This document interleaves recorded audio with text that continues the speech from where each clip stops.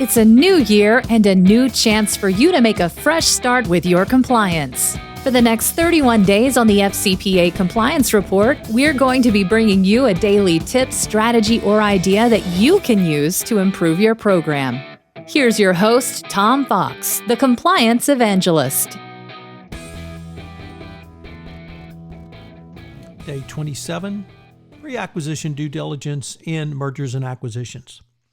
A company that does not perform adequate due diligence prior to a merger or acquisition can face both legal and business risks. Perhaps most commonly, inadequate due diligence can allow, of course, a bribery to continue, with all the attendant harms to a business's profitability and reputation, as well as potential civil and criminal liabilities. While most compliance practitioners have long been aware of the requirement in the post-acquisition context, the 2012 FCPA Guidance focused many compliance practitioners on the need to engage in robust pre-acquisition due diligence. This was expanded again in the 2017 evaluation, but the 2019 guidance made even more clear the need for robust compliance presence in the pre-acquisition phase. It stated a well-designed compliance program should include comprehensive due diligence of any acquisition. Pre-acquisition due diligence enables the acquiring company to evaluate more accurately each target's value and negotiate the cost for any corruption or misconduct to be borne by the target. Flawed or incomplete due diligence can allow misconduct to continue at the target company, causing harm to a business's profitability and reputation and risking civil and criminal liabilities.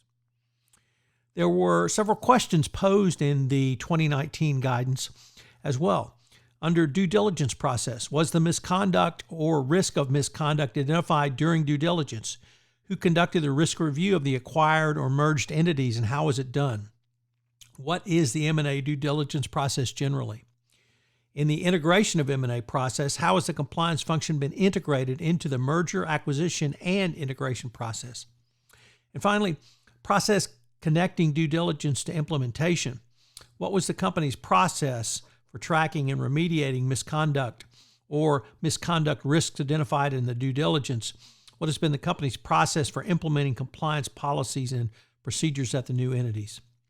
Such an early assessment in the pre-acquisition phase will inform each transaction research and evaluation phases. What is the process on how to plan and execute a strategy to perform pre-acquisition due diligence? Well, here is 6 points which you should consider. Number 1, establish a point of contact. Here you need to determine one point of contact with which you can liaise throughout the pre-acquisition due diligence process. 2, collect relevant documents. Obtain a detailed list of sales going back 3 to 5 years, broken out by country, and if possible, obtain further breakdown by product and services. All joint venture contracts, due diligence on JVs and other third-party business partners, and the travel and entertainment records of the acquisition company's top sales personnel in high-risk jurisdictions.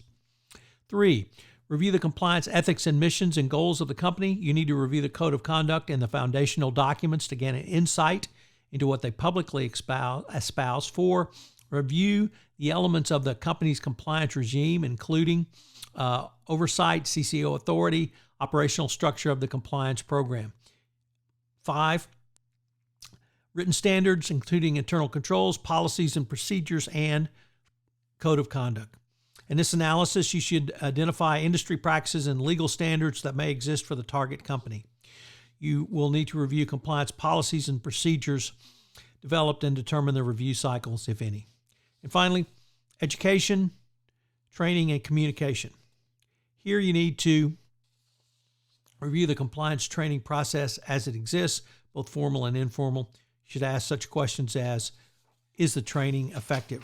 Some of the other things you can look at are monitoring and auditing, reporting, response to detected violations, enforcement and disciplinary actions, and of course, a checkup.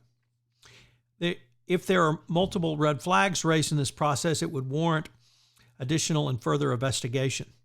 If the target has ineffective elements of the compliance program, you need to be prepared to remediate. Obviously, a target which is in financial difficulty would bear scrutiny, closer scrutiny from the compliance perspective. Structurally, if a company does not have a formal and ethics and compliance committee at the senior management or board level, this could present issues as well. From the CCO perspective, does the CCO have a seat at the table, and are they truly involved? After your compliance due diligence and interviews, the final step in the pre-acquisition process is to develop a risk assessment as a base document. From this document, you should be able to prepare a focused series of queries and requests to be obtained from the target company after they are acquired. Thereafter, you can use this pre-acquisition risk assessment to determine value and how you may structure the acquisition. It should also assist in planning the timing and anticipation of your expenses in the post-acquisition phase. These costs are not insignificant, and they should be thoroughly evaluated as part of your overall business strategy and decision-making calculus. So, what are the 3 key takeaways from today? Well, it's clear in this recitation that a significant pre-acquisition due diligence is now required. From the 2012 FCPA guidance coming forward, the Department of Justice has clearly articulated they expect much more work in the pre-acquisition phase rather than simply an integration, an FCPA audit, and remediation, if any, in the post-acquisition phase. This is really something that, although not new, it's something that many compliance practitioners perhaps were not as focused on, certainly following from the Halliburton Opinion Release 0802 and some of the other enforcement actions which allowed integration, remediation, and an FCPA audit post-acquisition. 2, periodically review your own M&A due diligence protocol. And most importantly, does your compliance function have a seat at the table on M&A? Not simply in the post-acquisition phase, but in the pre-acquisition component as well. And finally, if red flags appear in the pre-acquisition due diligence, they must be cleared or managed, that risk managed going forward. So, of course, document all of your steps on this. This has been day 27 of 31 days to a more effective compliance program. I hope you'll join me again tomorrow when I take up another strategy, tactic, or pointer that you can use in your compliance program.